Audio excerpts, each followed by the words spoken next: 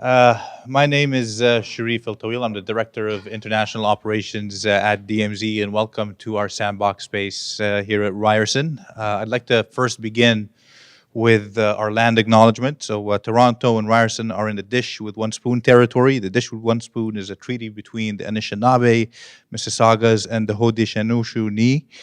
That bound them to share the territory and protect the land. Subsequent indigenous nations and peoples, Europeans, and all newcomers have been invited into this treaty in spirit of peace, friendship, and respect. Thank you. I'm not sure, has anybody been to the DMZ before?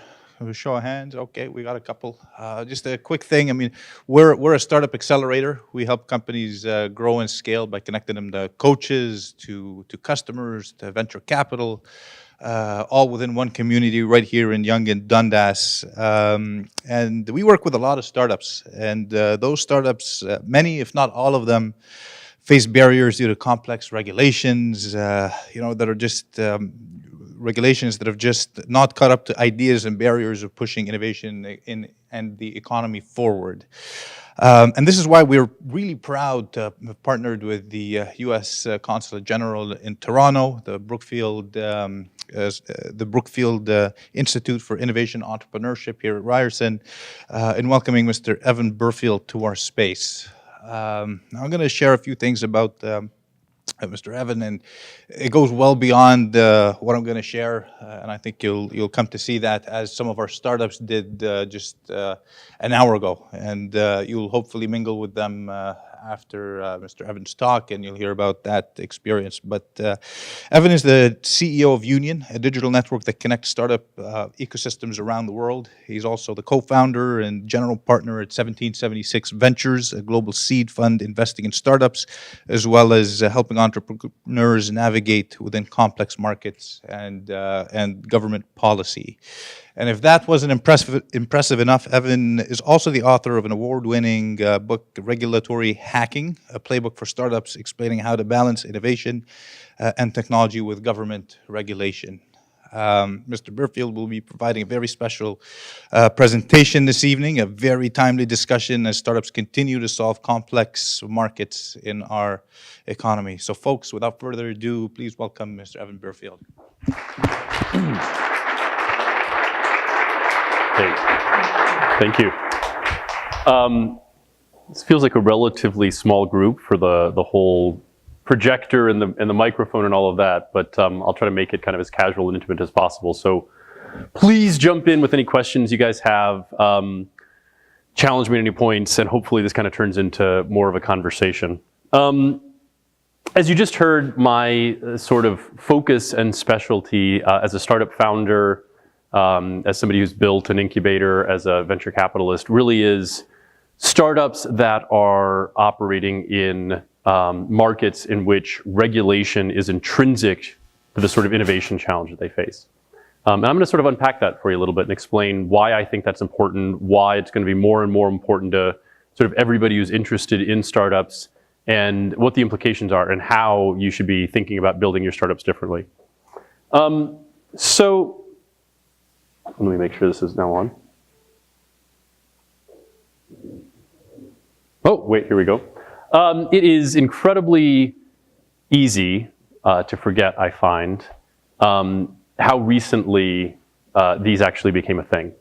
I know because I actually met my now wife literally the day that I bought my first iPhone, like a week after it was released. And so I can always go back and check, like, the day my AT&T contract started is the day in which I always need to remind my wife, oh, this is when we met, isn't that romantic, and do a nice dinner.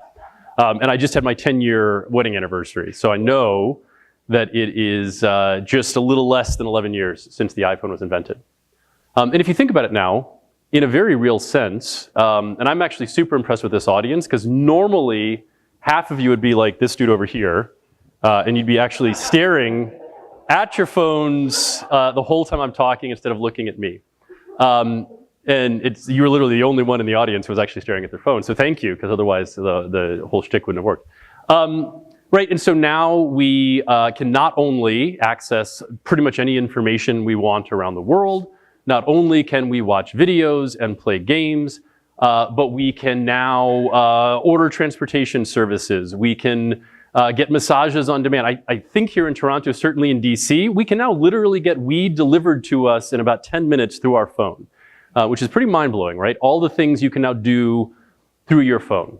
It would be hard to understate the extent to which it really has transformed our lives. And it's not just our lives in a city like Toronto or Washington, DC, where I'm from. It is mind-blowing how much you can now go to cities in almost every part of the world and see the very nature of how people are living their lives and how commerce is being conducted, transformed by these phones. It has unlocked an incredible period of innovation and startup activity. But, and it is unlocked a tremendous number of incredibly valuable startups, right? So if you look at the last 20 years of startup activity, if you look at all of the different ways in which our lives has changed, you can see that reflected in a lot of these companies. So, but the interesting part when you look at kind of this list is that for all of this incredible innovation, for all of the ways in which our lives has changed, it's actually concentrated in a pretty narrow slice of the economy, right? So you have a lot of media startups, right? You see Facebook and you see Google and WhatsApp and Snapchat and Me Too and all this stuff. You see a lot of gaming, or a lot of commerce startups, right? So you see, how do I buy things more efficiently and get them to me? Obviously the Alibabas and the Groupons and the lending trees. You see gaming startups, and you see a handful of other things, but most of the biggest successes from the startup and venture capital perspective, most of the ways in which our lives have changed have been very focused on our lives as consumers. Consumers of media, consumers of goods and services, consumers of distraction entertainment in the form of gaming. Right, and in a certain sense, that's been great, right? It has solved a tremendous number of problems for people who look like this. And I sort of joke, and there's really a kernel of truth to it, that at times it can feel like a tremendous amount of the innovation that's occurring in the startup economy really does feel like it's designed for slightly autistic 25-year-olds because it's being built by slightly autistic 25-year-olds, right? So there was this phase where there were like 10 different laundry startups that were all out fundraising at the same time. Right? And all of them were trying to figure out how to solve this unbelievable burning problem of, like, I don't know how to do my laundry, so can I just get my laundry done for me on demand? And it was really hard not to kind of look at it and think, you know, honestly, if you're like a recent Stanford grad in Silicon Valley and you're like living on your own for the first time, maybe figuring out how to do your laundry is the biggest problem in the world you could think to solve. And it does feel like you're kind of solving an awful lot of problems for people who are trying to figure out how to live without their parents for the first time in their lives.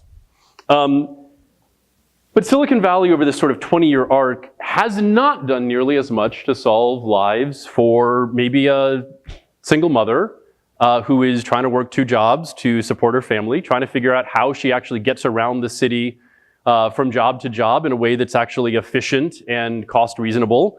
Maybe she wants to get access to education in order to actually further her income potential to get out of this trap. She wants to make sure her kids get access to a really good education, despite the fact that they're probably being directed to the school that their neighborhood provides to them.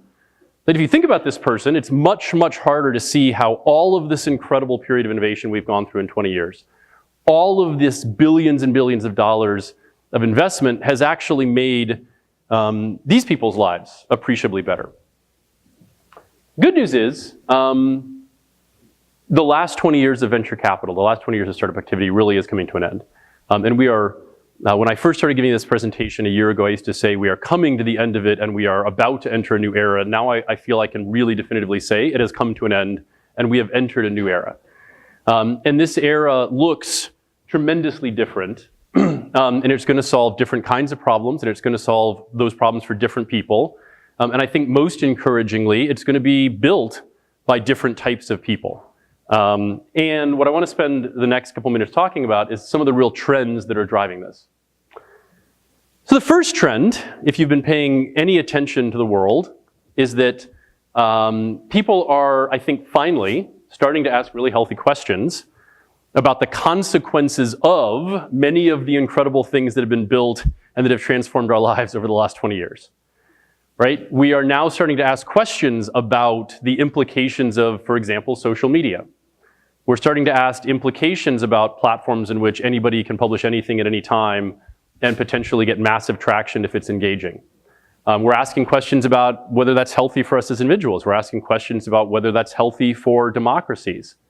We're starting to ask questions about the implications of many of the sort of practices in e-commerce and what that's doing to our communities. We've come through a period of very permissionless innovation. In the case of things like social media, that was literally a conscious choice that was made, at least in the United States in 1986, to officially change the Telecommunications Act and say, if you're an online platform, you're not subject to all of the rules and constraints that normal media is subject to. So if the Washington Post publishes an article that is false, the Washington Post is subject to libel laws. If Facebook or Google publishes an article that is false, by law, they are not subject to the same libel laws, right? We made a conscious decision as a society to create a sort of period of permissionless innovation. Now that we've seen what that's doing in society, we're asking the right kinds of questions. Part of that then implies that as we move into this next era of innovation, in which startups are having even bigger impacts on our lives, we're probably going to be less inclined to give a free pass to sort of any startup just because it's cool and it's innovative. The second trend that's really, really changing is where our startups are coming from.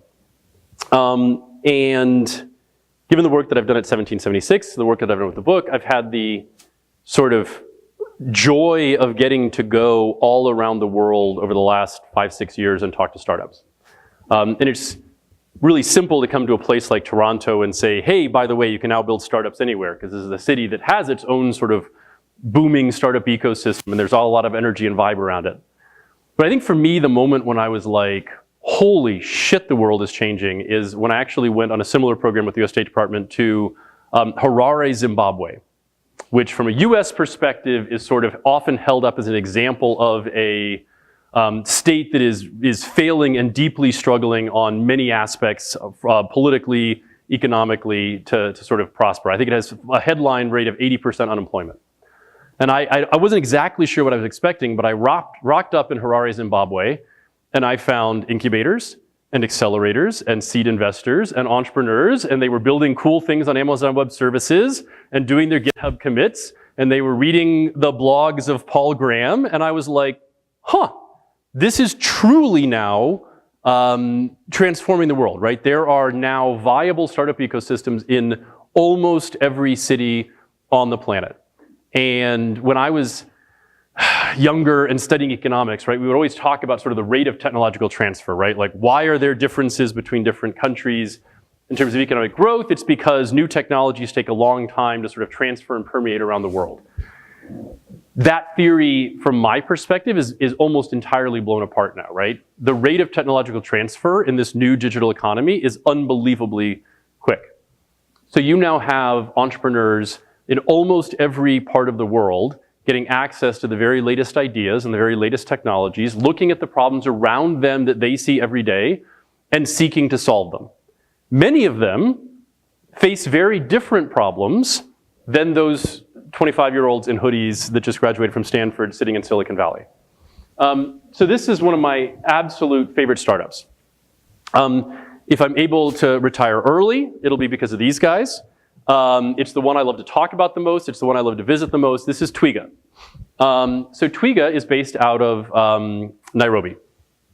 And the problem that Twiga is seeking to solve is food price inflation in Africa, sub-Saharan Africa. So to sort of describe the problem, if you or I wanted to go buy a banana from a mama mboga in Nairobi, and 85% of all fresh fruits and vegetables and fast-moving consumer goods, sort of high-velocity commerce, are sold through mama mbogas, which are basically just informal street vendors right by your house or right by your office where you buy most of the sort of simple items. And if I went to go buy a banana from a mama mboga, I would pay, before Twiga, as much from one of those mama mbogas for a banana as I would pay going into a Whole Foods where I live in Washington, D.C. right? Despite the fact that that banana in the mama mboga in Nairobi was grown 200 miles away in Uganda, and I don't know where the hell my banana was grown at my Whole Foods in DC, but it was probably very far and it was flown in an airplane, and there was a lot more involved in that. And this is true across the board. And if you're a typical middle-class Kenyan, you're now paying 50% of your income for food, right? Which is contrast to a typical American or probably Canadian is paying between 7 and 11% of their income for food. And the price keeps going up. So in the US, we're deeply concerned about sort of healthcare crowding out everything else, right? The inflation and the price of healthcare. In a lot of the sub-Saharan African countries, they're very concerned about the inflation of food because it's crowding out sort of every other form of spending. So the interesting thing, despite sort of the perspective of lots of, I think, well-meaning NGOs that kind of come to Africa, is not a supply problem, right? There is lots of food production in Kenya and Nairobi and Uganda, or in Uganda and Tanzania, the related countries. And in fact, they're huge exporters of food. It's a supply chain problem. So that banana has to go through 9 different middlemen. And literally, it's like somebody rocks up to a market and they put the bananas out and somebody else comes and buys some, and then they go down to the next market and they put it. It has to go through 9 middlemen before it can get to that mama mboga. Over 40% of the bananas that start get spoiled before they ever actually get to the end market. And so the markups are tremendous, right? Compounding this, you have infrastructure issues like roads get washed out and banana supplies are missing, and you get inflation, you get all these things. So Twiga looked at this problem, and they said, we don't want to address the sort of farming problem, we want to really figure out how we solve this supply chain problem. And they realized it was fundamentally, there was some infrastructure components to it, but it was largely a data problem. So they went out and they put smartphones into the hands of all the mama mbogas in Nairobi. And they let these vendors go online at night and say, great, tell us what you want to buy tomorrow. Typical mama mboga has a 24-hour turnaround cycle. So they have cash. They go in the morning at about 5 or 6 in the morning, often in a bus or a shared taxi to the wholesale market. They buy as much as they can fit into a sack with cash. They go, they sell it that day, they get cash back, and they use that same cash the next day. And if they get robbed or they lose their cash, there's informal insurance schemes within a given sort of area where everybody else kind of stakes them for new money. So they went to these mama mbogas and they said, you tell us what you want to buy the next day, and we will just have a tuk-tuk arrive at 7 a.m. the next morning, hand you your crate of goods, and in fact, the next day, we'll tell you what we think you need based on what we're seeing from other mama mbogas like you with forecasting. They then aggregated all that data together. They implemented centralized warehouse facilities, cold storage, ripening things, which are not necessarily novel in a market like Canada, but were revolutionary there. So now we'll bring lots of bananas in and we'll just ripen 48 hours in advance, just enough bananas as we need based on the demand that we're forecasting. They then took that and said, great, now we're going to go negotiate long-term supply contracts with farmers. So we're going to give them much more stability so they'll know that we're buying this many bananas over time. And we'll just cut all those middlemen out and we'll buy directly from these long-term supply relationships. We'll ship them in town, we'll cold storage, we'll deliver on the fly. So the fascinating thing is that Twiga now delivers not just 50% of all the bananas, so supplies not just 50% of all the bananas in Nairobi. They now supply 50% of all the onions and tomatoes and Snickers bars and tissue paper and batteries. And they are literally becoming, in a completely organic and relevant to African context, the Amazon of Africa. They are bringing the price of these goods at the point of sale down significantly while generating huge margins. From my perspective, I'm pretty convinced this is going to be one of the very first billion-dollar exits on the African continent. The interesting thing is mobile phones, data, using data to demand forecast, data science, all these same things, right? But applied in a way that's super relevant to your local context, so the problems that you see around you every day. Right? An American entrepreneur sitting in Silicon Valley is probably not going to figure out how Twiga can help to transform food inflation in Africa, because you have to be there and you have to understand these problems and you have to be able to apply them to your local context. These are the kinds of startups that are going to start to prosper and win in the regulatory era. Next trend. and I didn't, when I put these slides together, I didn't mean to get onto an African fruit metaphor kick here. It's just the way the sides were sequenced. But the low-hanging fruit is gone, right? So most founders I know aren't dumb, right? If you could make $1 billion by launching a dating app, and a dating app has like no meaningful regulation that surrounds it, and you know, you're probably going to go do that, right? And so, you know, it isn't that hard cognitively to think about photo sharing as a concept, right? Now, like it may be hard to implement, but by and large, right, the sort of 20% of the world economy that really is genuinely low or light regulated, areas like media, areas like retail, are easier markets to innovate in because there's less rules and there's less gatekeepers and there's less complexity, right? That's a pretty simple, obvious statement. But I would argue now that most of the opportunities to apply digital technologies to transform those sectors are gone, right? If one of you guys has a brilliant idea for doing photo sharing better than Instagram, great on you, and have fun with that, right? Because at this point, you are going through billions and billions and billions of dollars and hordes of unbelievably smart people that have like refined down every little tiny nuance of how you share photographs. If you have a great idea for like a music sharing startup, that's awesome, and have fun with Spotify and Apple Music and Amazon and Tidal and every other music sharing service out there. And maybe you will find that one perfect slight innovation that allows you to kind of leapfrog everybody else, but you're now operating in unbelievably refined and competitive segments that have seen tremendous amounts of innovation. Your insight better be damn sharp. Contrast that to walking into your doctor's office. And I can use this line with confidence in almost every country in the world, regardless of the nature of your health system. Walk into your doctor's office. It'll take you about 10 minutes to come up with 5 massive startup ideas with really obvious, frustrating, broken problems that make you scratch your head and go, how the fuck is this still the way we do things in the modern world, right? It ain't hard to find the problems. It isn't hard to find the broken user experiences. What's hard is actually transforming the healthcare system, right?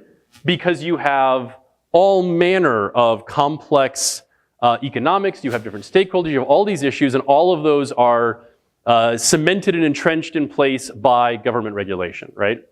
And the reality is these highly regulated sectors, things like food, healthcare, how we educate our kids, where our energy comes from, right? Government services, defense and intelligence stuff, right? It's actually 80% of the world economy. It's a vastly, vastly bigger market than the sort of 20% that we focused all of our sort of entrepreneurial energy and capital on over the last 20 years. I always like to joke, right, that like just higher education in the US is somewhere around an $800 billion a year market. So just going to college, right? We're in the middle of a university right now. $800 billion. Anybody know how big the entire global online ad market is? Right now, right around $400 or $450 billion. Right? So like you think about all the startups that you know that are in some essential way chasing online ads as a business model, you can lump all of them together into one market, which is about $350, $400 billion. Just focus on higher education, right? Like if any of, like I'm assuming all of you have gone to university in some way at some point in your lives, you probably wouldn't be here. Again, ain't hard to look at a modern university and go, is this really still the way that we do things? But it's incredibly hard to drive change in these sectors. Again, many entrepreneurs, I hope, are motivated by genuinely trying to solve big problems and change the world, right? The great Steve Jobs line of sort of leaving your dent in the universe. The reality is, right, and this is just as a good proxy, this is the UN Sustainable Development Goals, right? Well, actually, almost all of the really big problems in the world left to solve, right? The ones that we sure as hell hope somebody's working on or that somebody solves at some point so our kids and grandkids actually have a world to inherit. Things like good health, no hunger, innovation in infrastructure, sustainable cities and communities, responsible consumption, you know, peace and justice. Most of the really big, interesting problems that need to be solved in the world are by definition incredibly complex and unbelievably highly regulated, right? So if you really believe your own bullshit as a founder, right? If you really want to change the world, if you really want to make people's lives better, right? You really need to be looking at complex, highly regulated problems. And these problems are complex and regulated for a reason, by the way, right? It's not, regardless of your ideology, however you think about it, and by and large, regardless of the system of government you happen to be under around the world, there is no functioning government that doesn't regulate things like where food comes from, right? I studied a lot of history, I love history, like, you go all the way back to the Roman emperors, right? A Roman emperor who couldn't secure the grain supply from Egypt wasn't an emperor for long, right? They got their heads lopped off and the next emperor came in and figured out how to make sure the grain supply arrived. Same is true in essentially every government in the world, right? There is no government that doesn't put rules around food. Almost no government doesn't put rules around the provision of healthcare. There are very, very few governments that don't take a view on how kids get educated. Yeah. You increase their efficiencies in the things that, in fact, take up their day-to-day, behavior that you're actually contributing to allowing them to have those accomplishments. So give me an example. So if I can make it easier to get my dry cleaning done, then I can spend more time on healthcare. So I see that point. I think it is one that perhaps ignores what the majority of people struggle with in life. So the sort of gap I would give is, I can draw a massive dividing line in my life between the allocation of my time and what I thought was important, like pre-having kids and post-having kids. There's a very simple example in my own life, right? And so pre-having kids, going to the doctor was like an inconvenient thing that I did once a year, maybe when I had a physical. And if you made other parts of my life more efficiently, I might care about that less. Whereas now that I have like little kids, like I feel like I'm in the doctor's literally once a week, and a huge chunk of my time is there. Like in the same way, if you think about questions of education, for example, like I think there's very real sort of socioeconomic demographic realities about what kinds of things you have the luxury to care about. So the sort of idea that time is a fungible substitute, and if you can give me back more time in my life by making this more efficient, I don't care as much about the other stuff, to me feels a little bit like a sort of luxury good. Go back to that example I gave about the single mother with a child and working 2 jobs, etc. Almost all of her time is spent trying to solve the basic essentials of transportation, trying to get education and economic advancement, getting her kids educated, getting food on the table, hoping it's healthy food, probably lives in a place in which it's harder to get access to healthy food. And so to me, it's an issue of trying to go right at solving those sort of inefficiencies and those problems that impact every single person's life. Roundabout answer. So the point is, right, governments regulate things that actually present real risk to people's lives. So why do things like food and health and transportation systems and all these things get regulated? They get regulated because they're really important. To the point you were just talking about, because everyone needs to have access to them and they have really significant consequences. And governments generally tend to want to have some impact over the things that are actually important in people's lives. The final sort of big trend that you can't really ignore when you think about why the vast majority of startup activity is increasingly going into complex, highly regulated markets is simply the fact that like shit's about to get weird. Like most of the science fiction stuff that we read about as kids like really is becoming reality around us right now. And like I think my own like holy shit moment was when I had a startup come to pitch me and I'm like, cool, what are you guys working on? And they're like, well, we're doing like a, like human brain to like computer modem. And I was like, what do you mean by that? And they're like, no, literally, like we're sticking like 1 billion parallel connections like into human brains, and then we're like wiring it up to a computer.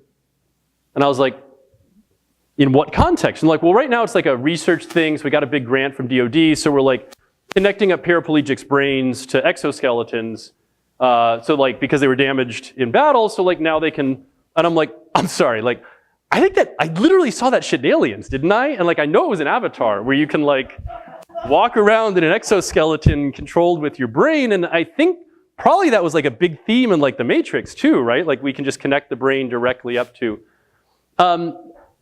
like, that is not a technology that's kind of, sort of regulated. That's not like, oh, I need to have some GDPR in place to make sure my email address doesn't get around. That's like, regulation is unbelievably intrinsic to your ability to take that to market. Your ability to create it in the first place, but your ability to actually take it to market. My own, like, I'm still blown away by this because I was super, super excited. My Tesla Model 3 finally arrived just before Christmas, and my wife and I were like going out and driving it all over the place, and it took us like 2 weeks to go, first, autopilot, unbelievably mind-blowingly cool. Like, this is crazy that I'm like sitting here shooting the shit, checking my phone while my car drives itself. And it also took about that same 2 weeks to go, I cannot believe they allow that shit on actual roads. Like, this is not safe. This should not be out there. Like, it's totally impressive 99.99% of the time. Unfortunately, like if that 1 in 1,000 time it fucks up, or 1 in 10,000 time it fucks up, the consequences are really, really dire.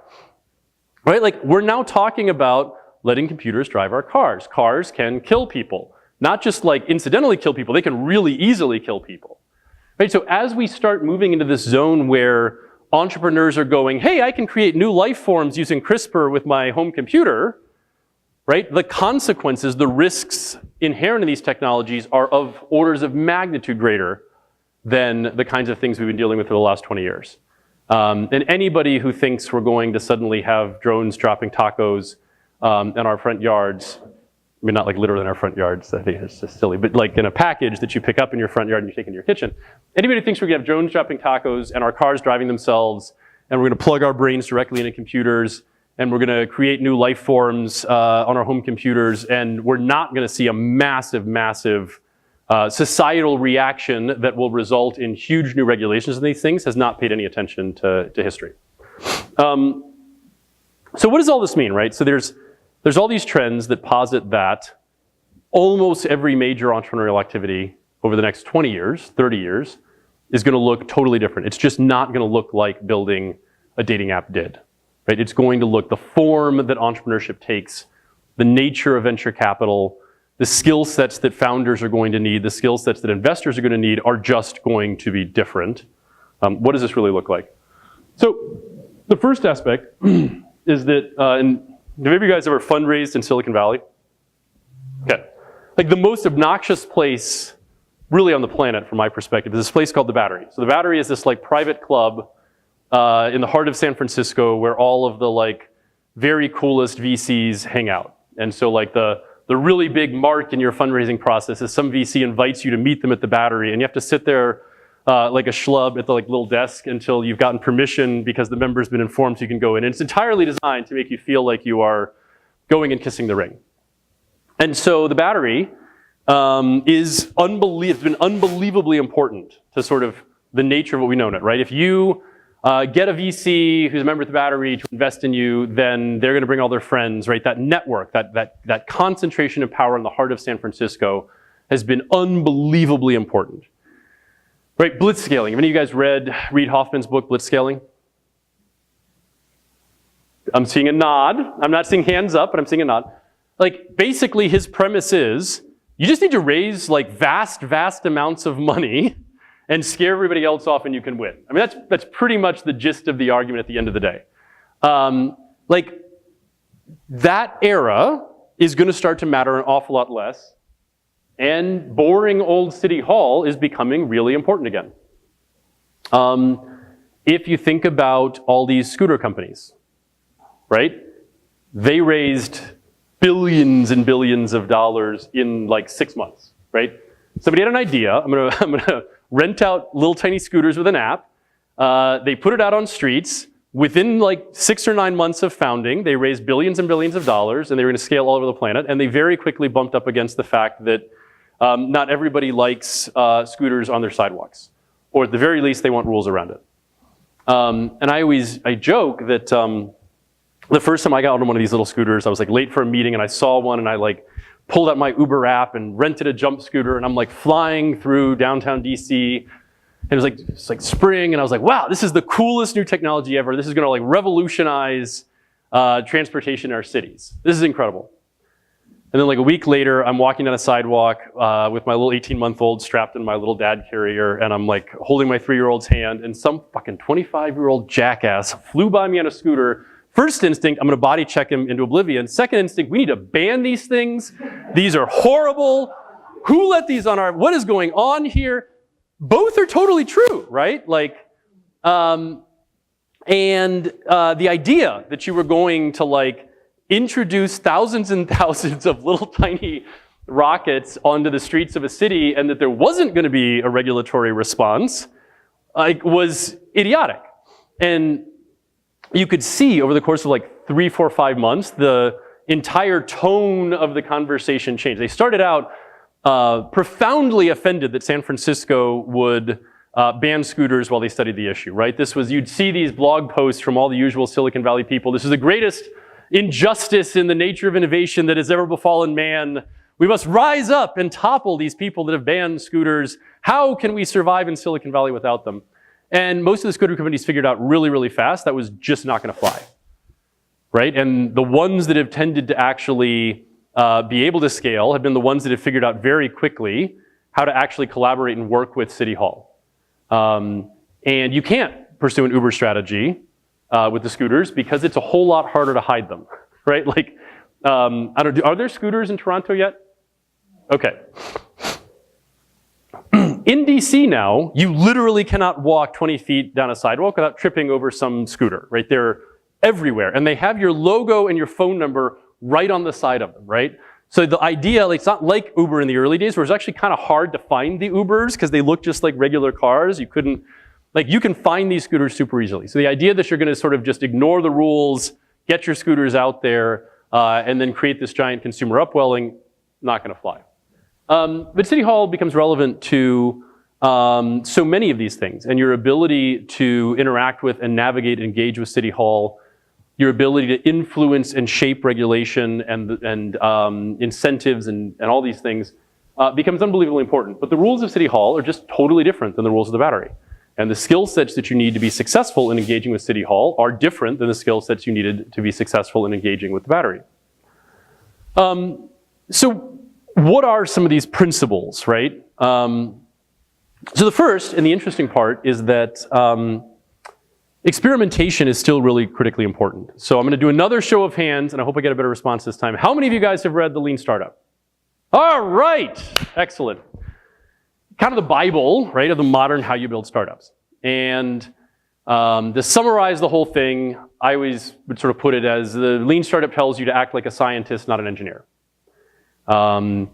Building a startup is not an engineering problem. It is not going, I know exactly what I want to build, I know what it looks like, I know the features it needs to have. I'm gonna develop a blueprint, I'm gonna figure out a project plan to get it done, and I'm gonna systematically move milestone through milestone until it's built, and then I'm gonna launch it, and I'm gonna reap the vast rewards of success, right? If any of you still think that's what building a startup involves, you're gonna feel really, really good right up until your moment of catastrophic failure, and then you're probably gonna give up and never try to build a company again. Building a startup is like being a scientist, right? Whatever you think is true about your customers, your product, your market, or anything else is almost certainly wrong at the moment you start, and probably not a little bit wrong, but like very wrong. And your job as an entrepreneur is as rapidly as you can, with the tightest cycle times you possibly can, to conduct experiments that actually allow you to discover and learn who your customer is, what the hell their problem really is, how you solve that problem for them, and what a business model looks like around that will in fact allow you to scale unbelievably quickly. And if you get any one of those things wrong, you're fucked. So that's what it involves, right? It involves being a scientist. It is fundamentally about experimentation. All of that is in fact only more true as we enter the regulatory era. And the reason it's more true is because there's a lot more variables involved. Right? The number of things you now have to get right simultaneously in order for your startup to work and to scale are now greater, which means the number of experiments you have to run to discover that model is significantly greater. One of the inherent sort of nature of these complex, highly regulated industries is they tend to be multi-stakeholder problems. So let's take a really simple example from healthcare. One of our startups is a company called Baby Scripts. And they do like monitoring for expectant mothers, home monitoring. And the idea is that mother goes to her OBGYN for the first time, to her doctor, and says, hey, whoa, I'm pregnant. And the doctor goes, great, I'm gonna send you Baby Scripts. And in the mail, they get a little Bluetooth-enabled scale, and they get a little home, whatever that thing is that allows you to look at ultrasound thing, and they get a blood pressure cuff, and whatever else. And they download the app, and the app allows them every day to track key vital statistics that automatically get sent to their doctor, and analyzed, so the doctor can look for any signs of early warning signs of potential high-risk conditions. In the US at least, a low-risk pregnancy costs on average about $3,000 from the moment you find out you're pregnant until the baby's delivered. A high-risk pregnancy costs an average of about $50,000 to $75,000. Right? Vast difference. And so the ability to identify those issues early is a central intervention. And so what Baby Scripts is designed to do is to make the mother feel like they're getting much more immediate care. It's designed to help them identify those conditions and reduce them faster, but it's also designed to reduce the number of hospital visits. Because if you can reduce the number of hospital visits involved in a typical low-risk pregnancy or the number of doctor visits from 14 to 10, you can take a lot of cost out of the system. Great. The interesting thing is when Baby Scripts started, they were like, cool, we're a tool for helping keep expectant moms healthier, so our customer is the mom. And they experimented with that pretty quickly, and they realized, oh wait, no, actually, our customer is the doctor, because really it's the doctor that's managing the care relationship, and they're the ones that are guiding this. Then they discovered, actually, no, doctors don't do shit. It's the nurse. It's actually the nurse who's the one who's using the tool, and the doctor only gets involved if the nurse sees signs of a high-risk condition, and the doctor comes in and applies their great wisdom to what to do about it. And then they realized, wait a second, at least in the US now, almost every OBGYN practice is actually now owned by a health system. And so actually these buying decisions are made centrally by the health system. So my customer is actually some health system administrator who's looking at medicine on a population-wide basis. But wait a second, the health system really only cares about what they can get reimbursed for. So it's actually the insurance company that I have to sell. And then on top of all of that, what they realized is every OBGYN practice in the US has to conform to the guidelines and best practices put together by the College of Obstetrics and Gynecology, or ACOG. And so if they couldn't get ACOG to actually sign off on their approach and the fact that it was medically better, none of the practices would actually adopt it, even if everything else is true. So who the hell is Baby Scripts' customer? Right? Actually, if Baby Scripts doesn't solve a problem for every single stakeholder in that chain, they're fucked. Right? That is a really, really complex multi-stakeholder problem. Right? So if you now think about that point of experimentation, understanding your customer's needs, having a solution that can solve that need for them, finding a business model that can scale, right? Baby Scripts' problem is simply more complex. There are just more variables involved. And so you have to be able to experiment even faster with more focus to get there. Again, though, that experimentation is about your power map, right? It's about all of these stakeholders that we talked about. And one of the biggest factors that I tend to see with entrepreneurs operating in these complex regulated markets is that, kind of like with the Baby Scripts example, the first thing that they failed to do is take a step back to actually understand the game that they're playing. With baby scripts, the key intervention for them, actually the thing that finally solved it, was when they went and did a partnership with the American College of Gynecology. And that actually knocked down almost all of the rest of these steps for them. But the interesting part was, baby scripts didn't even know the American College of Gynecology was a thing until probably a year into their journey, right? It took them painful bumping up against problems until they actually understood the full power map that they were dealing with. Power map is exactly the right term, because almost every one of these complex, highly regulated markets has a flow of power and influence that defines how that industry works, right? There is, again, we already established vast amounts of money flowing through most of these industries. There are rules that define it. Different people get to make those rules. And so who actually is making money from what? Who is threatened by what rule changes? Who can make what rules? How does that operate? Becomes unbelievably important. And so one of the very first steps that we talk to entrepreneurs about, and one of the really key things in this regulatory area, is understanding your power map. This is actually the corollary, if you read Eric Ries or you read Steve Blank, right? One of the very first lessons you take from that is know your customer, know your customer, know your customer, know your customer, know your customer. As with the baby scripts example, we actually see many more startups fail because they are obsessively focused on what they think their customer is, and they have not taken a step back and widened their aperture to actually understand the full power map that they're dealing with. So if you are operating in the regulatory era, the key critical thing is, right from the very beginning, know your power map, know your power map, know your power map.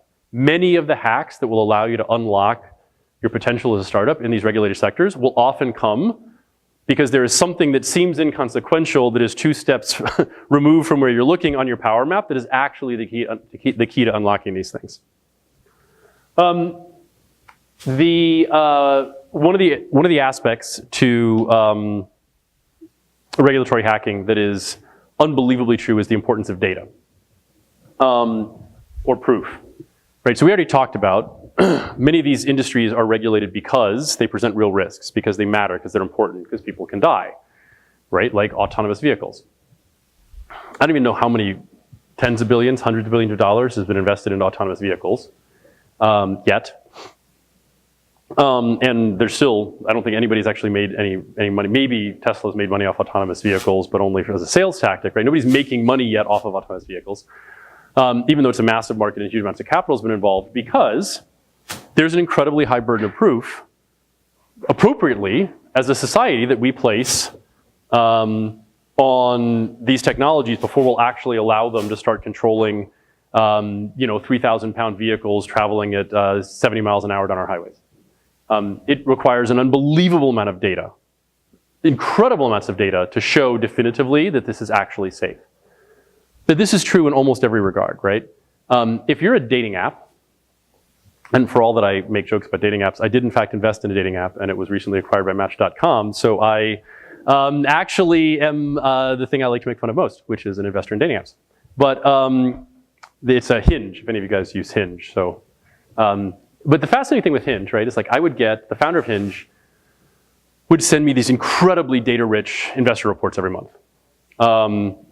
And he would show like the number of conversations occurring and different customer roll rates and levels of engagement and the number of matches being made and all this stuff, right? Could show me with incredibly precise detail the amount of engagement on their platform and the kinds of growth and all this kind of stuff. But guess what Hinge never, ever, ever had to show? That a connection that was made on Hinge had a higher likelihood to produce a healthy and successful marriage 20 years later. Like, nobody asks that of dating apps. Nobody actually asks a dating app to prove that it has better efficacy or better outcomes for their users or society. In fact, dating apps may produce worse outcomes for everybody's societal well-being, but they're just not in that category that as a society we deem a complex, highly regulated tool. If you want to introduce something into a classroom for the teaching of first graders, or kindergartners, or 8th graders, or whatever, right? You do face a much higher burden of proof. You're going to have to assemble the data that shows that you are actually producing better learning outcomes than whatever technique you're trying to displace. And you're probably gonna have to show that you do that at appropriate cost. If you are trying to introduce a new technology into the healthcare system, appropriately, you're going to have to show that it actually makes people healthier. Because these markets are regulated, because there are very real risks involved, because a lot of them involve the allocation of public money, the burden of proof is much, much higher. And that ends up impacting all kinds of steps involved in how you build your startups. It often takes longer to build highly regulated startups. You don't see as many of the sort of Instagram-esque, hey, I started this company and 18 months later I sold it for $1 billion with 50 million users because it was just a better way to share photos. Right? That's not the journey you're going to be on as a founder if you're building one of these highly regulated markets. You are going to have to figure out how you raise capital, how you build your business, how you go through all that experimentation, how you marshal enough proof to truly unlock your full market in a pathway that does take longer and that's going to require more and different types of capital to get there, because proof matters.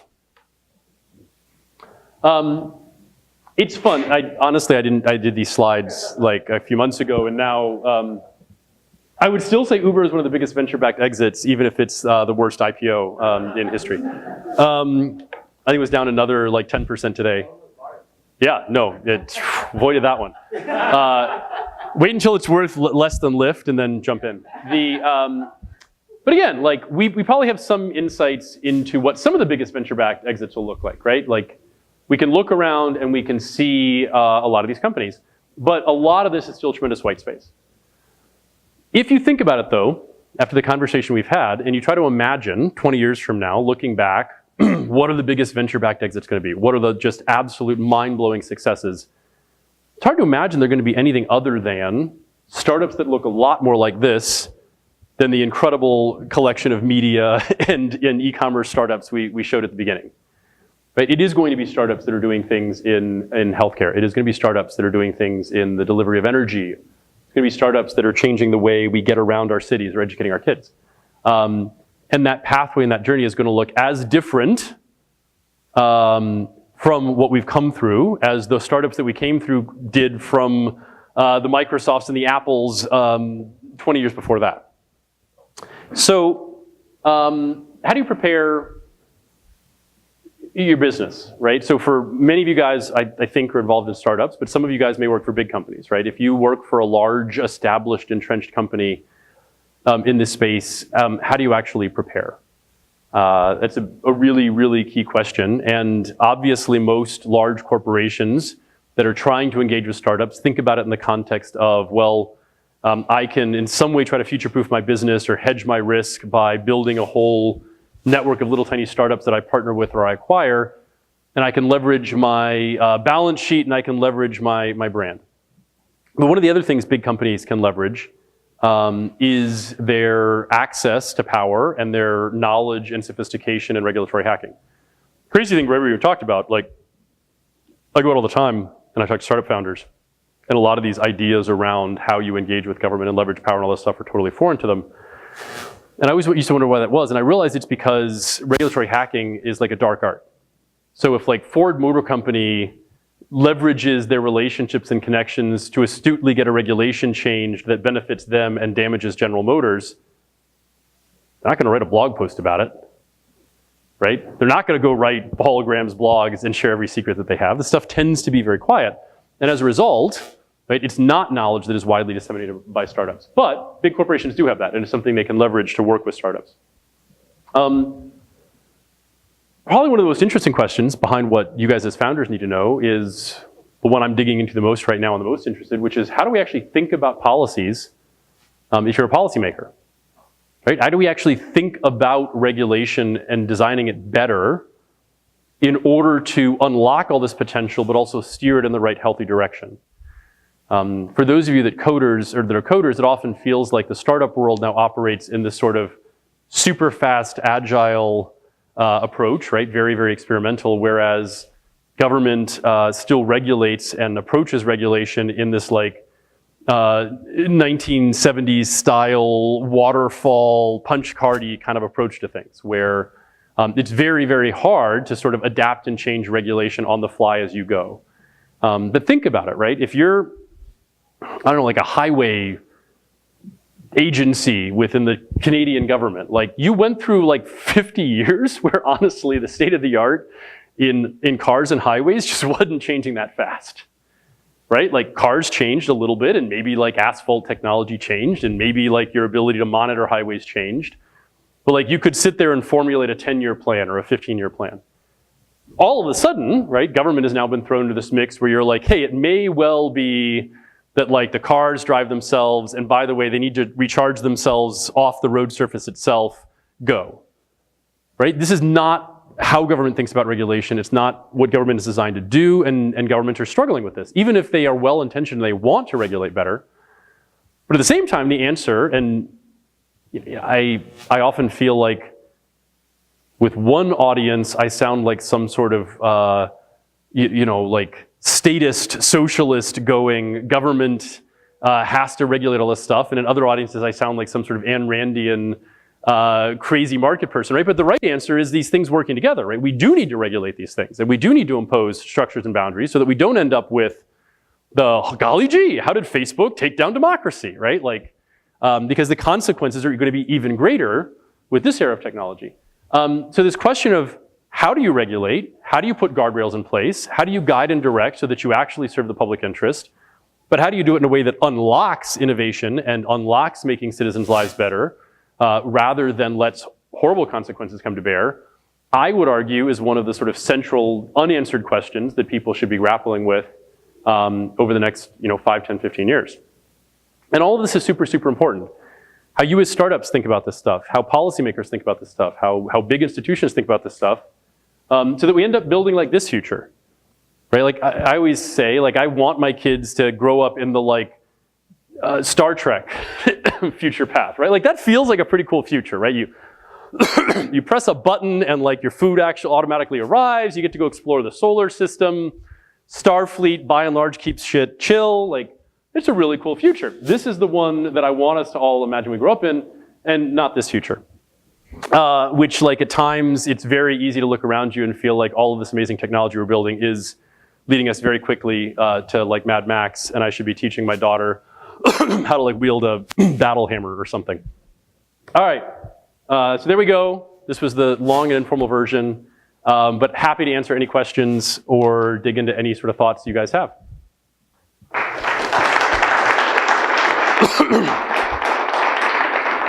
Yes.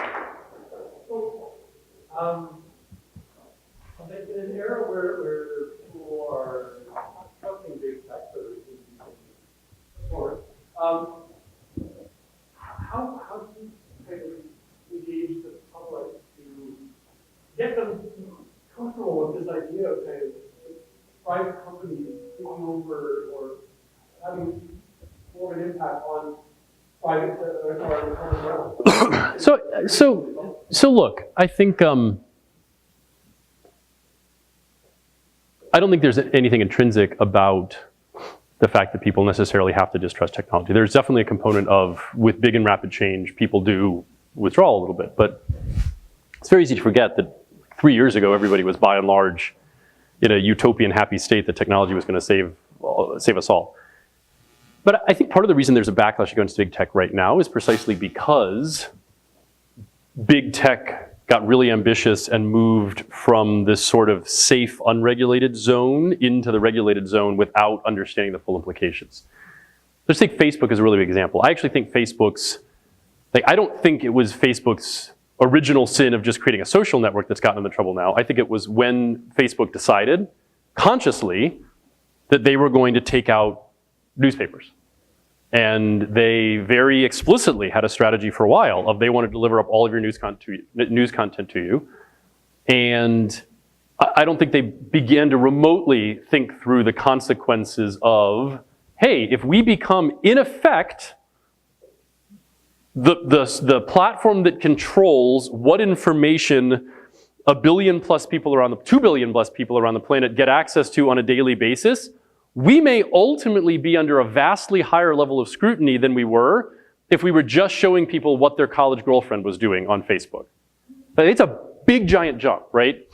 Going from, we're going to connect you up with what your friends and relatives are doing, right? Truly a social network, into we get direct editorial control over what news you get access to every single day in real time.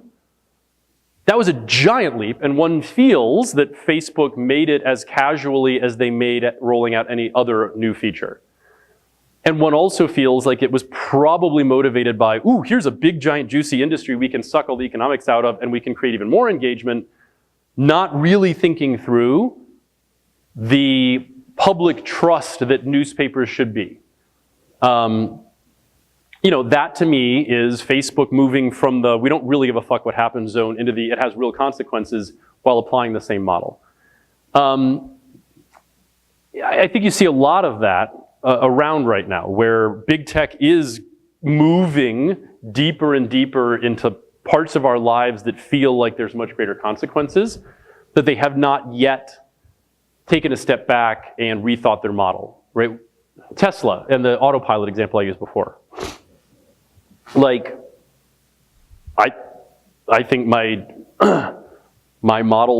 driving my Model 3 for the first time felt like the first time I used an iPhone, right? Like the first time you use it, you go, this is so utterly redefined the category that you almost can't even think about this as the same type of thing. It is that good a product. At the same time, autopilot is not ready to be on public highways, right?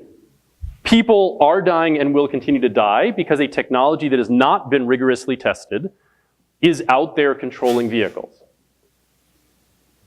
That application of the move fast and break things model, which is awesome if you're experimenting with the most interesting way to share a photograph, is inappropriate to the question of who gets to control 3,000-pound weapons on public highways.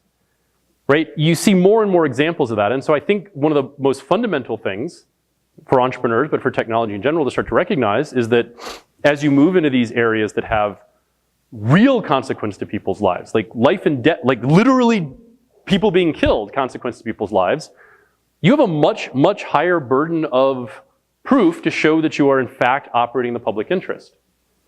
And that probably means you can't blitz scale and scale as fast. It may mean that you have to invest in areas of compliance or safety that you didn't have to before. But you have to rethink all of that. And I don't think it has to kill the engine. I think it is a transformation application of that engine, though.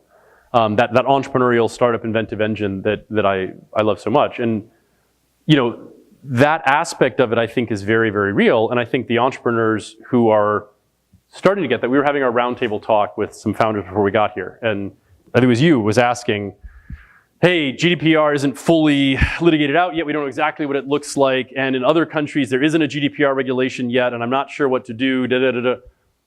And I think the most obvious answer is, well, start by not doing anything that is really creepy that you'd be embarrassed to tell people you're doing. It's probably a really good general rule of thumb to say, however GDPR turns out, I'm probably a lot safer there than if I feel like I'm intentionally doing something that my users probably would really not like if they knew I was doing it, right? That's just a basic instinctive answer to things. So I think it is not inevitable that big tech has a backlash against us. I think it's because big tech has really, really taken things too far. If any of you guys, Tim O'Reilly had a really great article out about 2 months ago in response to the Reid Hoffman's blitzscaling book, in which he basically just completely trashes the book as horrible, horrible for society, even if it's the right answer, which it probably isn't, because the point Tim O'Reilly makes is that there's a massive survivorship bias involved in the whole premise of blitzscaling. But even if it is the best way to build a company, that doesn't mean it's remotely good for society, and we should think about that. And you don't necessarily want to be a founder that ends up destroying society. Any other questions? Yeah.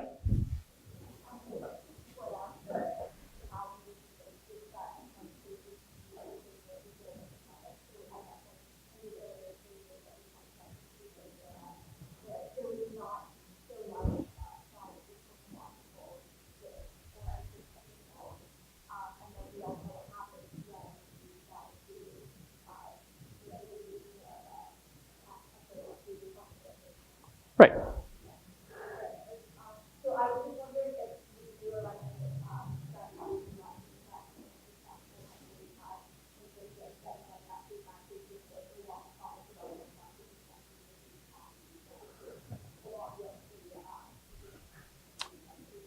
So I think you can separate out. So I think so yes, but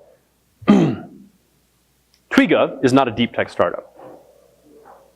Twiga is clearly regulatory hacking. They're solving a big problem. They deal with lots of regulators in Kenya. They are solving a big, giant, complex problem in lots of interesting ways. There's nothing technologically all that complex about what they're doing, right? It's business model innovation much more so than deep tech innovation. Whereas Paradromics, the startup that's like sticking the modem in your brain and letting you control the big exoskeleton, like that's a really deep tech startup, right? But even with Paradromics, right, they're not jumping straight to humans, right? So even there, like they are, they're not jumping straight to let's just roll this out in a consumer application. So they, like their entire approach about partnering with the Department of Defense was very much so that they could actually iterate and experiment faster, right? So they're starting with animal trials, they're doing various things like that, but one of the reasons why DoD is a useful partner isn't just because DoD gave them a $20 million grant, which is non-dilutive capital, which helped them with that fact that it takes a lot longer to get the data to prove that brain probes are safe. But DoD can get all kinds of waivers to FDA rules that you can't if you're not working with the DoD, right? So if you want to go, this sounds harsher than I mean it to, but if you want to experiment on paraplegic soldiers, it's a lot easier with DoD to do that than it is to go experiment with regular old people through an FDA process. That's a very classic example of regulatory hack, which is if we actually need to start getting data as early as possible in this process, what is a way that we can do that safely while shortening the cycle of getting regulatory approval?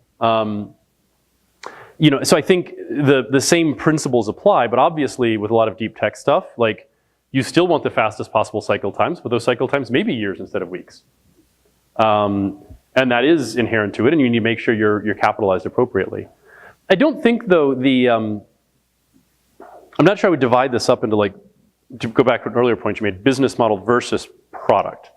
I hope for those of you that are actually startup founders, you're not going, let me iterate and experiment on building my product, and then when I'm done, iterate and experiment on a business model.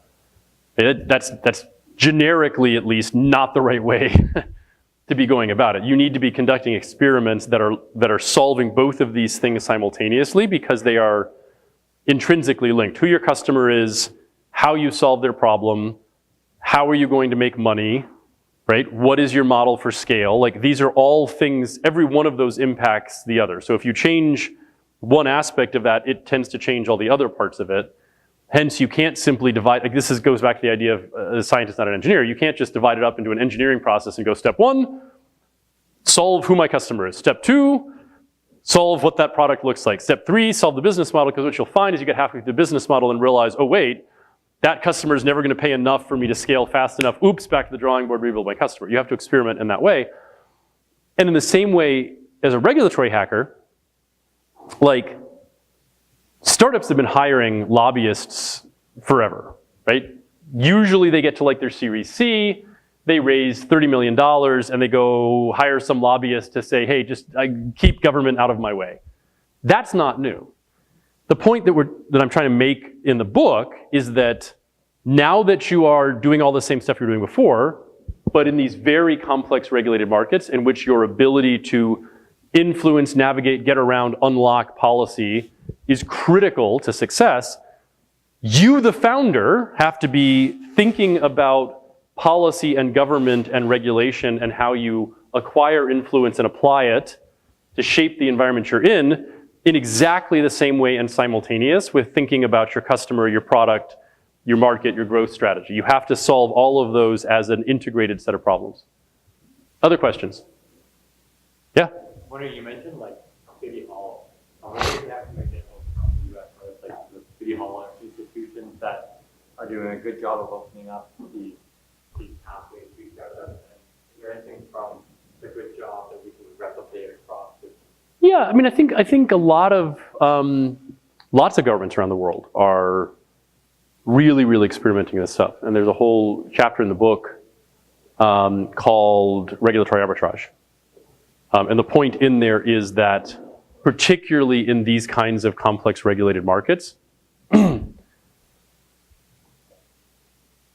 If you think about it, if you're doing one of these things that's really complex and it's very regulated, et cetera, it would be almost odd if the place that you happen to live also happened to be the perfect regulatory environment to first test something out, right? That would be statistically improbable. And that if you think about a lot of this stuff, like there's different cities, different countries, different provinces or states around the world have different reasons why they may want to be more flexible and more creative and moving faster in a lot of this stuff, right? You don't see as much cryptocurrency innovation in the US or probably Canada as you do in other markets which are much more interested in leapfrogging the massive advantage that the US has in capital markets and are therefore much more open to experimentation with innovating around monetary supply than the US or Canada might be. That's certainly true internationally. It's even true within states, right? So why did Mayor Peduto in Pittsburgh decide that they were going to be the single easiest place in the US to test autonomous vehicles on actual roads? Well, it's because they looked at it and said, shit, we got Carnegie Mellon. Right? We have probably the best robotics and AI university in the US. And we're a city that's falling behind, right? So we need something to help leapfrog and attract more talent and retain talent and create a startup ecosystem. So if we already have the best university, let's make it really easy from a regulatory standpoint to also test these things, and let's try to leap forward in that way, right? So a lot of this comes down to leadership, it comes down to arbitrage, and frankly, like much of the book is about figuring these different things out. So one of the big sort of points of advice is you have to look very broadly to find the market that wants to be able to be flexible and experiment with you in this kind of innovation. Places that are doing it really well, New York is doing some really interesting stuff with NYCX, where they're trying to like literally take a chunk of the city and set it aside as like a physical playground for experimenting with these things and biased towards granting waivers and allowing you to try things that you might not be able to try maybe in downtown Manhattan.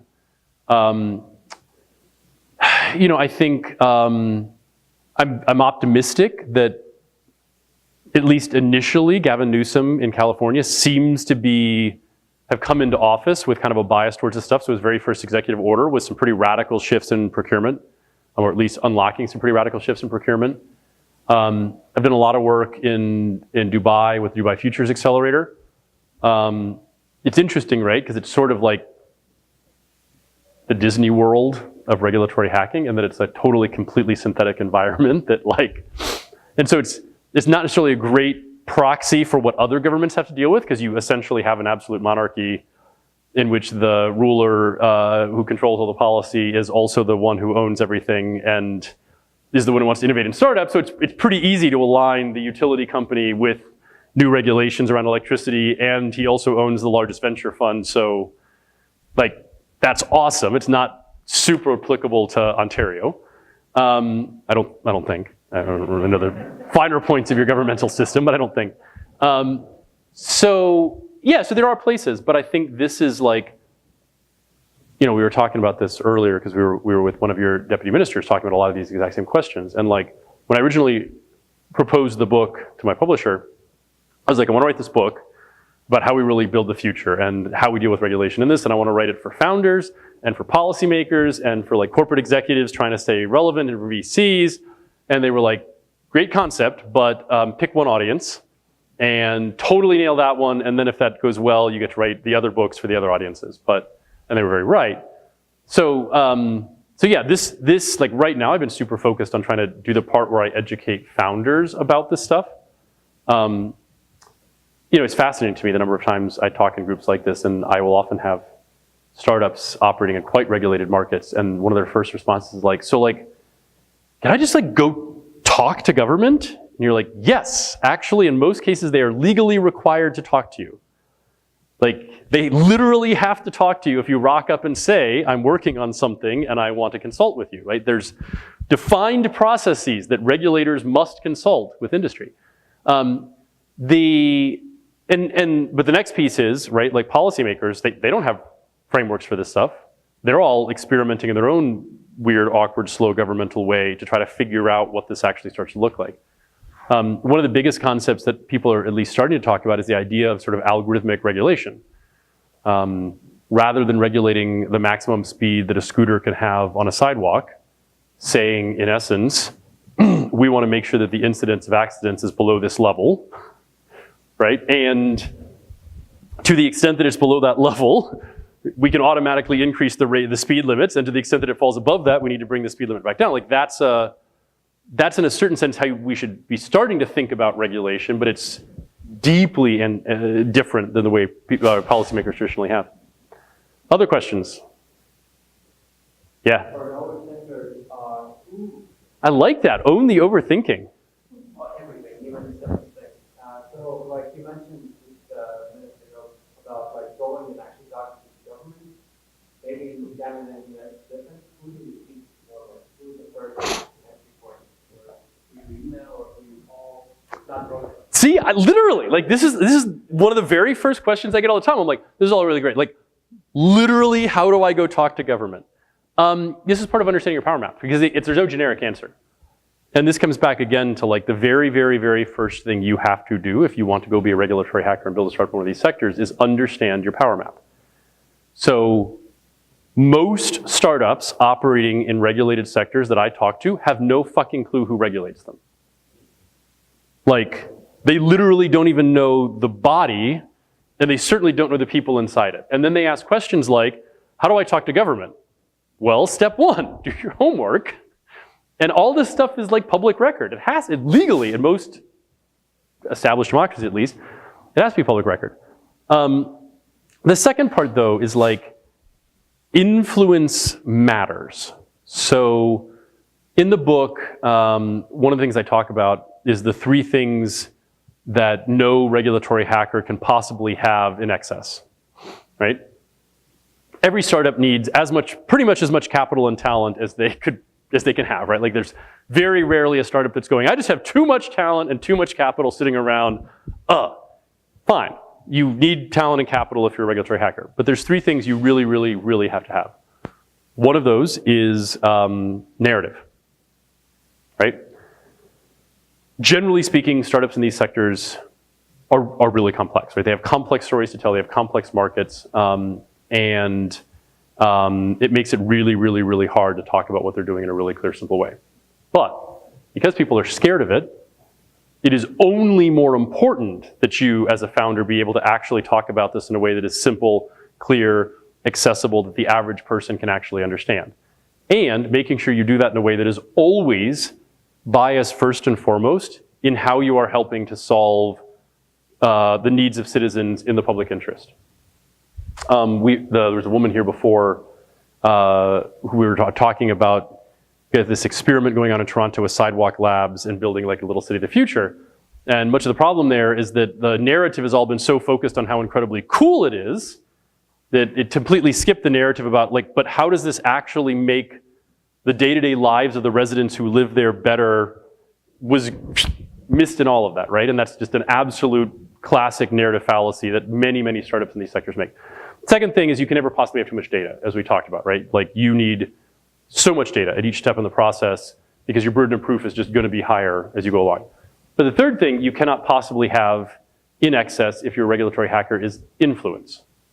Influence sounds like a really abstract concept, but to me it's very, very clear and tangible, which is how many people relevant to my power map do I have a relationship with that I can pick up the phone or drop an email to and get a response and have them, right, lend me their credibility, lend me their access, or lend me access to resources they have to help me get things done. And I talk in the book about the fact that you need to pursue influence as systematically as you would, for example, a fundraising strategy. You need to be understanding everybody in your power map. You need to know who they are.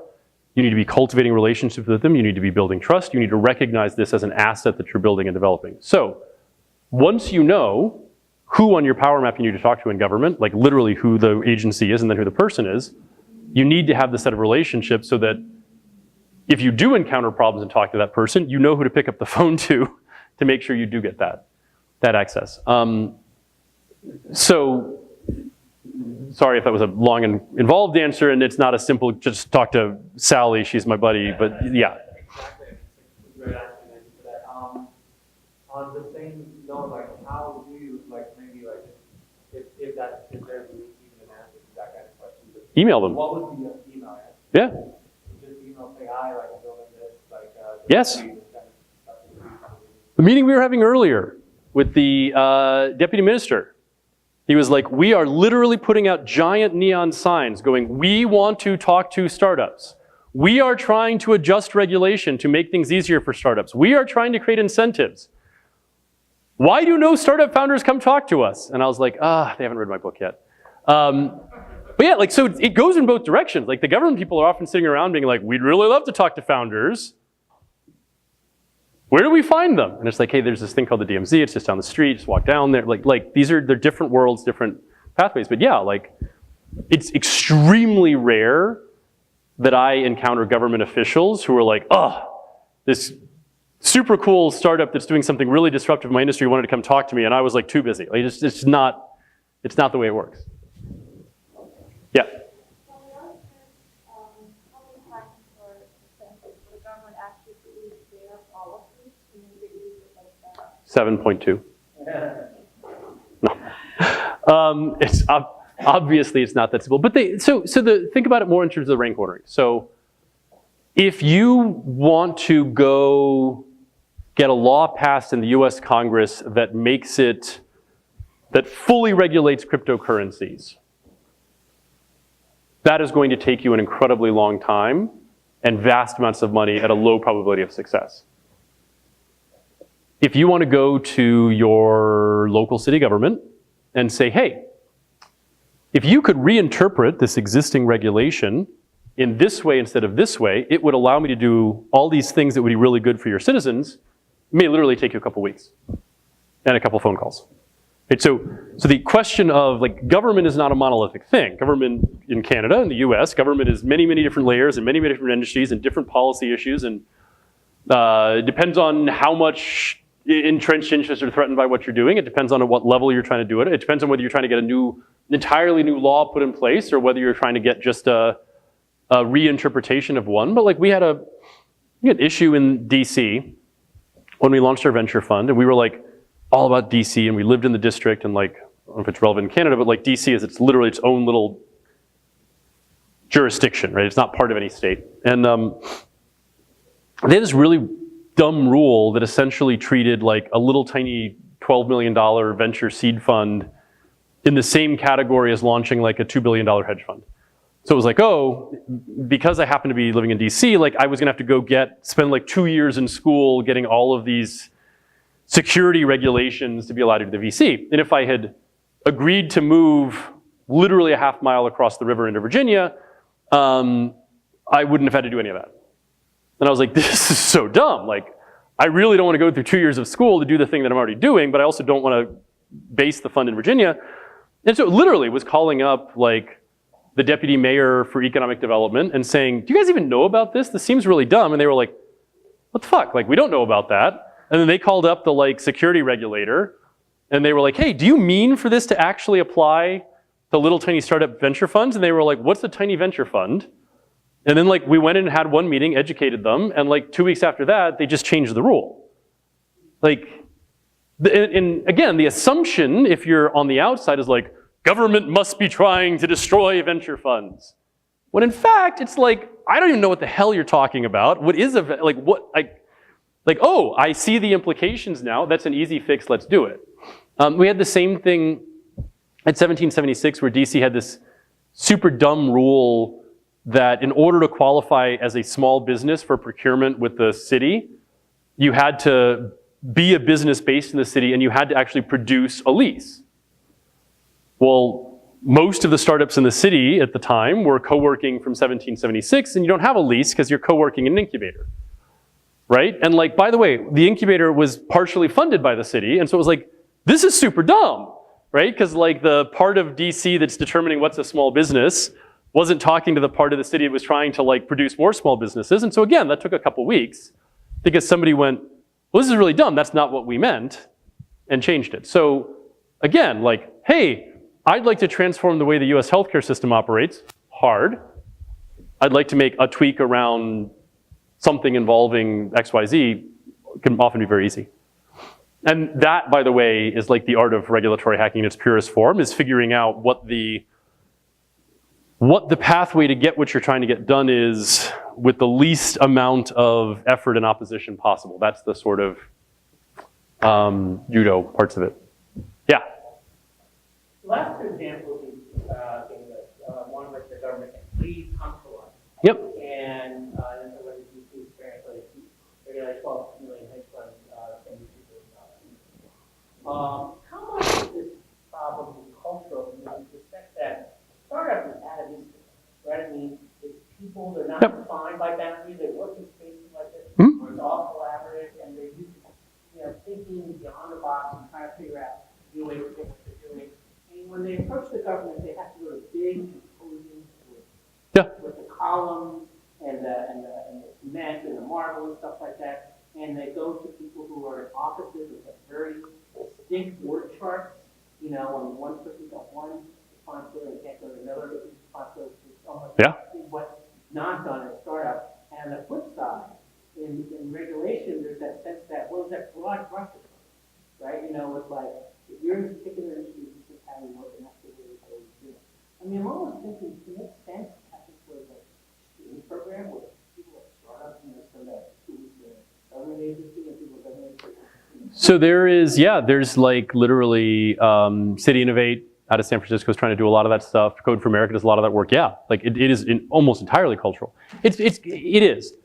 Your comment, by the way, like I remember the first time I visited the Valley of the Kings in Egypt, and you go and you see all this stuff that Ramses II just left all around, and it's like every one of them, every one of his temples, every one of his statues is entirely designed on purpose to like make you feel small, right? Like you're like, holy shit, is this the perfect like of I am government, you are a little tiny person, and like there's a reason why government buildings all look big and majestic and all that, because they are the representation and embodiment of power. And the book is largely about learning how you wield power, which isn't something that startups normally think about, or how you acquire and wield power.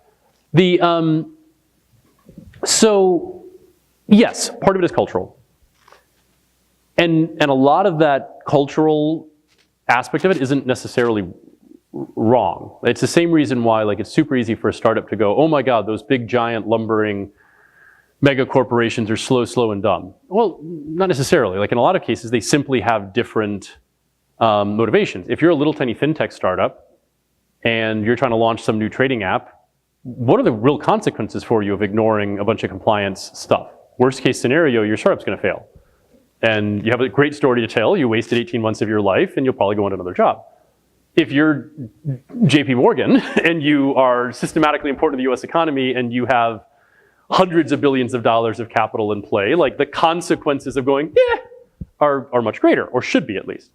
And that flows into the other part. So there's the cultural, just in general part, and the exchange and learning to speak the same language and understanding each other's viewpoints, and that is very, very real, and a lot more of that needs to happen.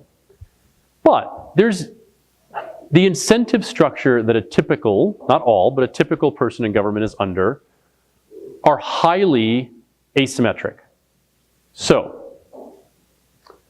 think about this. I'm sure you have your own examples here in Canada. We certainly do in the US. But if I take a huge risk with taxpayer money, and I do something bold, and I help a startup to do something unbelievably impressive that improves millions of citizens' lives and reduces cost, what is my reward? Like, cool, I get to go from being a GS13 to a GS14. Like I make $10,000 more a year. Literally, that's your reward. Like, and probably no one will even know who you are, and they'll still think you're a dumb bureaucrat. Literally. If I do exactly that same thing and people die and millions of dollars of taxpayer money is wasted, I am going to be dragged in front of congressional hearings. I am going to be filleted as a person in public. I am going to lose my job, and I will be humiliated and put up as a bad person, and all those same people who would have laughed at me as a dumb bureaucrat if it had worked are going to talk about how I'm the example of everything that is wrong with government. We all know that's true, right? And so if you were a government official, what would your incentives be? What would your bias be towards? Yes, and not irrationally so. And by the way, like, we don't necessarily want, in most generic cases, our governments being huge risk takers, right? Like, that's not the purpose or the function they serve. And that's part of why, like, the culture change problem is hard, because it goes against so much of how government is designed. And like, look around the world, like, government has been designed this way over and over again in many different independent cases, so there's probably something about government that lends itself towards the citizens not wanting it to be taking big, giant, bold risks. So solving this problem is super, super hard. And a lot of what is required is, like, one of the things that I talk about a lot in the book, if you're trying to, like, regulatory hack, is in a lot of cases you have to find what I refer to as the hero mayor. Right? So there are small pockets of people, they're not always mayors, but it's easy to imagine it as sort of a hero mayor. There are small pockets of people in government who face very different incentives. And mayors are pretty typically the classic example, right? So they're up for re-election every 4 years. They are extremely focused on not fucking up and adding real value, right? Because they want people to go, hey, there's no more potholes because Mayor Beth solved these issues for us. No mayor on the planet wants to be a mayor. They all want to be a governor or a whatever the hell you are in Canada, right? And no governor wants to be a governor. They want to be president, right? So like, they're all focused, like they actually have incentives to take risks and do things because they need to show results quickly. And they actually, like, a mayor often faces a similar sense of time pressure that a startup faces, right? Like, they only got 4 years or 2 years or whatever the hell the term is. How long does the mayor of Toronto, mayor of Toronto, you guys had some fascinating mayors over the years, right? Like, I remember this now. Okay, so maybe Toronto's not the good example, but like the mayor of a normal city. Like, what do you have, 4-year terms? Like, think about that. Like, from the time, like, you're gonna face re-election basically starting in 3 years. So you got 3 years to get all your shit done. You're not gonna mess around. You're gonna, like, move fast. You need to show results. You actually love startups, and you wanna find startups who can come in and help you do things quickly that show results. And so you have to find the handful of people within a governmental structure that have those same kinds of incentives you do. That's one of the really sort of important hacks. And not get bogged down in all the people who are very well intentioned and not bad people, but they just face different incentives than what you're dealing with. I think we have time for one more question. Cool. Is there one more question? Otherwise, I think we're done. Anybody? All right, it's been fun, guys.